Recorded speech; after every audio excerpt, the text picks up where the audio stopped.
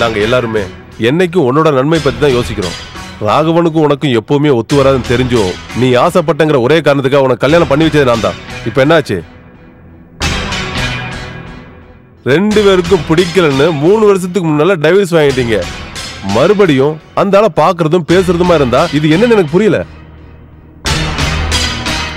ராகவனுக்கும் உனக்கும் இப்ப எந்த சம்பந்தம் இல்ல, அதை மறந்துடாத.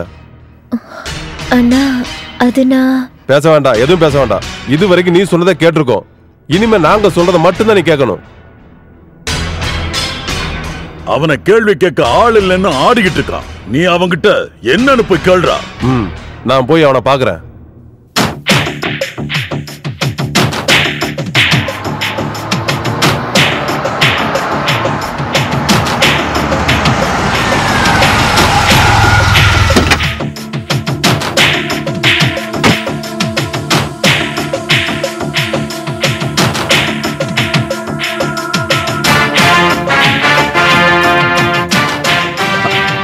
மோகன், பெங்களூர்ல இருந்து எப்ப வந்தது போனதெல்லாம் இருக்கட்டும்.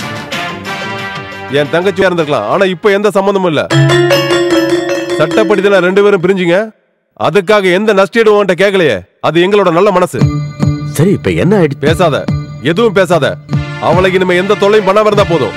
அவளுக்கு யாரும் இல்லன்னு நினைச்சிட்டு நீ ஆட்டம் போட்டுட்டு இருக்கியா? நான் சொல்றதை கேட்டுக்க. மறுபடியும் இந்த மாதிரி நடந்து நான் மனுஷனா இருக்க மாட்டேன். மோகன், ஒர்க்கர்ஸ் எல்லாம் இருக்காங்க, கொஞ்சம் மரியாதையா பேசு. உனக்கு என்ன மரியாதை வேண்டி இருக்கு? என் தங்கச்சியோட வாழ்க்கை கெடுத்ததுல மரியாதை வேற வேணுமா உனக்கு? பைத்தியம் பிடிச்சிருக்கல, அதுக்கு ஹாஸ்பிட்டலுக்கு போ. அதுக்காக மத்தவங்கள பைத்தியக்காரன் ஆக்காத.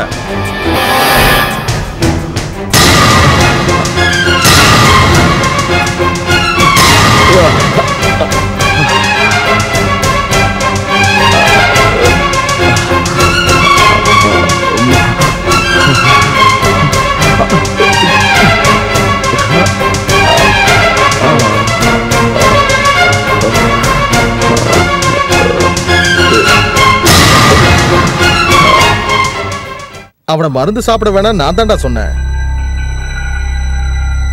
அதான இருந்தான். திடீர்னு அவனுக்கு என்னாச்சு தெரியல டாக்டர். காலையில வீட்ல இருந்து கிளம்பினாரு. விஜயலட்சுமிக்கும் அவனுக்கும் ஏதாவது? இப்ப அடிக்கடி மீட் பண்றாங்க. எல்லாத்துக்கும் அந்த பொம்பளை தான் காரணம்.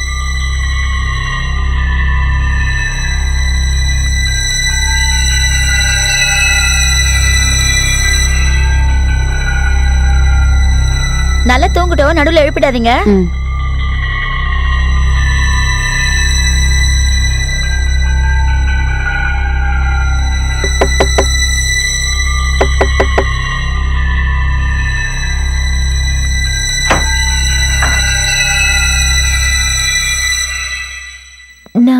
நான் ஒரே ஒரு தடவை அவரை பார்த்துட்டு போயிடுறேம்மா.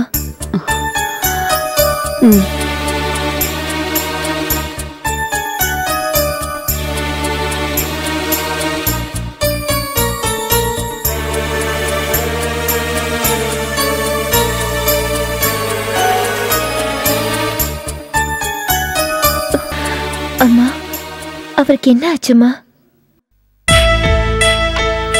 அவருக்கு இப்ப எப்படி இருக்கு? ஓ, ஒரு வழியா இங்கேயே வந்துட்டீங்களா? சஞ்சய், அனாவசியமா ஏமா இவங்க கிட்ட எல்லாம் பேசிட்டு இருக்கீங்க?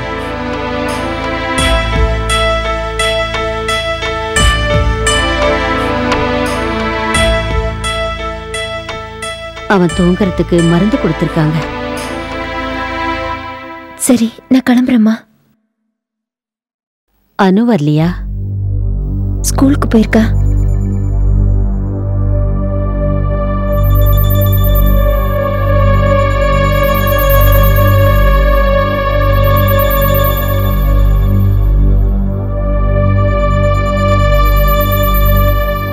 நீங்க விஜயலட்சுமி தானே?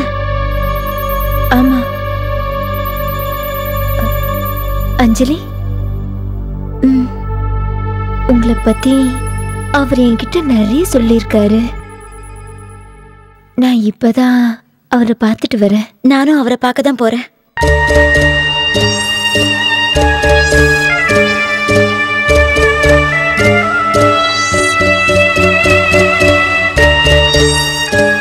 ராகவன் சாருக்கு இப்ப எப்படி இருக்கு? நான் போகும்போது தூங்கிட்டு இருந்தாரு. அவரோட அம்மா தான் பாவம். எல்லாத்தையும் பார்த்துக்கிட்டு இந்த வயசான காலத்துல கஷ்டப்படுறாங்க. இன்னும் கொஞ்ச நாள்ல நீ போய் அவங்க கஷ்டத்தை தீர்த்து வச்சிடுவியே. எல்லாம் தெய்வத்துக்கிட்ட தான் இருக்கா. விஷயத்தையும் தெய்வத்துக்கிட்டே விட்டுடாத. நீயும் கொஞ்சம் முயற்சி பண்ணாதான் நல்லபடியா நடக்கும். இன்னும் அவரு பழைய பொண்டாட்டியோட தான் சுத்திக்கிட்டு இருக்காருன்னு கேள்விப்பட்டேன். எனக்கு தெரியும். அவங்க இப்பவும் நல்ல ஃப்ரெண்ட்ஸ் தான். டிஸ்சார்ஜ் ஆயிடலான்னு டாக்டர் சொல்லிட்டாருங்கிறதுக்காக அவசரமா நாளைக்கு ஆபீஸுக்கு வந்துடாத. 2 நாள் நல்லா ரெஸ்ட் எடுத்துட்டு அப்புறம் வா. எனக்கு உடம்புக்கெல்லாம் ஒண்ணும் இல்லைன்னு மோகன் திடீர்னு வந்து ஏதோ சொன்ன உடனே டேய் அவன் கிடக்குறான் விடுறா. அப்புறம் அஞ்சலி விஷயத்தை அம்மா கிட்ட சொன்னியா இல்லையா? இல்ல, இப்ப யாருக்கும் எதுவும் தெரிய வேண்டாம். டேய் கொஞ்சம் சுமாரா. எப்படி இருந்தாலும் எல்லாருக்கும் தெரிய வேண்டாம். நான் இப்பவே போய் அம்மா கிட்டே மாமா கிட்டே விஷயத்த சொல்ல போறேன். டேய் எனக்கு தான் கல்யாணம் பண்ணிக்கிற யோகம் இல்ல. நீயாவது கல்யாணம் பண்ணிக்கிட்டு நல்லா வாழணுங்கிறதுக்காக தான் இதை சொல்றேன். அண்ணே. அம்மா அம்மா அம்மா என்னதான் முடிவு சொல்றான் உன்னோட ஃப்ரெண்டு? நீங்க தைரியமா இருங்கம்மா. அவனை கல்யாணத்துக்கு சம்மதிக்க வைக்க வேண்டிய பொறுப்பு என்னுடையதாச்சே. விட்டுருவனா? என்னப்பா இவ்வளவு சாதாரணமா சொல்ற? இதெல்லாம் நடக்கிற காரியமா என்ன? ஏன் நடக்காது? ராகவனுக்கு பிடிச்ச ஒரு பொண்ணை எனக்கு தெரியும். நீங்க எல்லாரும் சம்மதிச்சீங்கன்னா கல்யாணத்தை உடனே நடத்தலாம். அந்த மாதிரி நடந்தா எங்க சந்தோஷம். இனிமே நாங்க எதையும் யோசிக்கல. அவனுக்கு மனசுக்கு பிடிச்ச பொண்ணு அவன் கல்யாணம் பண்ணிக்கட்டும். அவ்வளவுதானே சொல்றேன் கேளுங்க. வேற யாரும் இல்ல. பொண்ணு எங்க ஆபீஸ்ல தான் இருக்கா. கோயம்புத்தூர்ல வீடு. நல்ல படிப்பும் அந்தஸ்தும் உள்ள பொண்ணு. சம்பந்தப்பட்டவங்க யாராவது போய் அவங்க அம்மா அப்பா கிட்ட பேசிட்டு வந்தா போதும். அதுக்கப்புறம் மேற்கொண்டு நடக்க வேண்டியதை பாத்துக்கலாம். அப்படின்னா அடுத்த ஞாயிற்றுக்கிழமை நானும் ஆனந்தும் அவங்க வீட்டுக்கு போய் பேசுறோம். அம்மாத்தான் அப்புறம் பாத்துக்கலாம். ஆமா, அப்ப நான் வரேன்.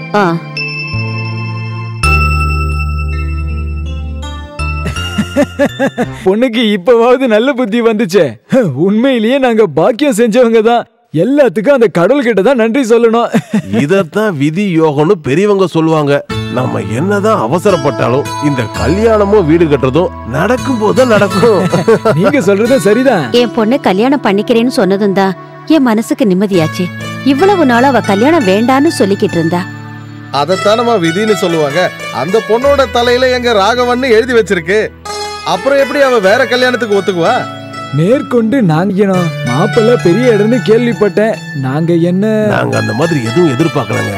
பொண்ணை பிடிச்சிருந்துச்சு, அதான் கேட்டோம். கல்யாணத்தை எப்படியாவது நடத்தணும், அவ்வளவுதான். நீங்க பேசிக்கிட்டு இருங்க, நான் டீ போட்டு எடுத்துட்டு வரேன்.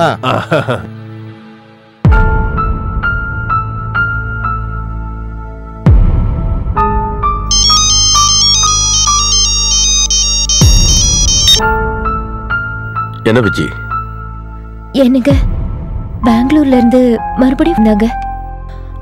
அனுவையை என் கூட கூட்டிட்டு போக அவங்களுக்கு சம்மதமா? அந்த விஷயத்தை கேட்ட உடனே அப்பாவும் அண்ணனும் ரொம்ப சந்தோஷப்பட்டாங்க. நீ என்ன முடிவு பண்ணிருக்க? எனக்கு என்ன சொல்றதுன்னே சுத்தமா புரியல. நீங்களே சொல்லுங்க, நான் என்ன பண்ணட்டும்? உங்க அப்பாவும் மகனும் எது செஞ்சாலும் அது உன் நல்லதுக்கு தான் செய்வாங்க. இனிமேலும் யோசிச்சுட்டு இருக்காத. இந்த கல்யாணத்தை சம்மதிக்கிறது தான் நல்லது. ஏன் எதுவும் பேச மாட்டேங்கிற? அப்பாக்கு 2 அட்டாக் வந்திருக்குங்கிற விஷயத்த நான் அடிக்கடி மறந்துடுறேன். 3வது அட்டாக் வர நான் காரணமா இருக்க கூடாது. எனக்கு சம்மதம் சொல்லிடுறேன். தேங்க்ஸ், ரொம்ப தேங்க்ஸ்ங்க. ஹலோ.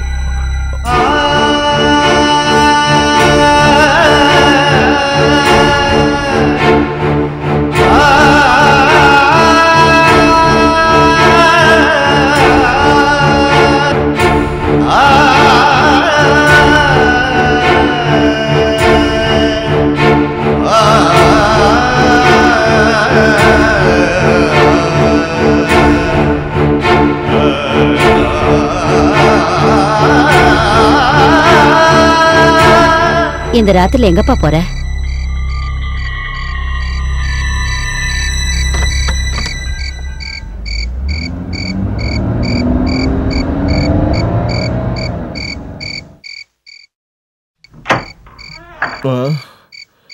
டேய், நீதானா? என்னடா இந்த நேரத்துல வந்திருக்க? என்னாச்சு?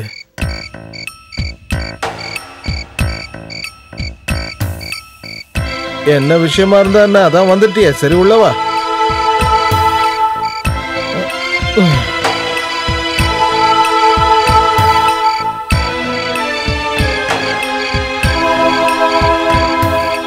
வாயை திறந்து ஏதாவது பேச போறியா இல்ல இப்படியே பாத்துக்கிட்டு இருக்க போறியா? விஜய் ஃபோன் பண்ணியிருந்தா. ஓ அதானே பார்த்தேன். சரி இதுல என்ன புதுசா? நீ அவளும் மாறி மாறி ஒருத்தருக்கு ஒருத்தர் ஃபோன் பண்ணிட்டே தானே இருக்கீங்க. இது சாதாரண விஷயம் இல்லைண்ணே. விஜயோட அப்பாவும் அவ அண்ணனும் சேர்ந்து அவளுக்கு கல்யாணம் பண்ணி வைக்க முடிவு பண்ணிட்டாங்க. அனுவியை அமெரிக்காவுக்கு கூட்டிட்டு போக மாப்பிள்ளை வீட்டுல ஒத்துக்கிட்டாங்களா? சந்தோஷமான விஷயம் தானே. இதோட உன் ப்ராப்ளம்ஸும் தீந்துரும். இனிமே நீ தைரியமா அஞ்சலியை கல்யாணம் பண்ணிக்கிட்டு சந்தோஷமா வாழலாம். ஹாப்பி. அந்த பொண்ணு எங்கேயாவது போய் சந்தோஷமா இருக்கட்டும்டா. அது இல்லைண்ணே, விஜயும் அனுவும் அவ்வளவு தூரம் போறாங்கன்னு. நடுராத்திரில வந்து ஏன்டா இப்படி? அவங்க போறதுதான் உன் பிரச்சனைனா இப்பயே கூப்பிட்டு உன் கூட தங்க வச்சுக்க. ஏன் உங்க உயிரை வாங்காத. என் பொண்ணு அவ்வளவு தூரம் போயிட்டா அவளை நான் பார்க்கணும்னா கூட. நீ இந்த மாதிரி கண்டதையும் நினைச்சு உன் மனசை போட்டு குழப்பிக்காத. தூங்காம உடம்ப கெடுத்துக்காத. போய் தூங்கு போ.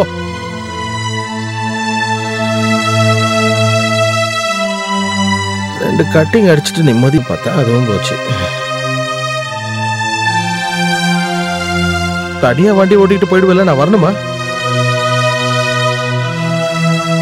ராகவா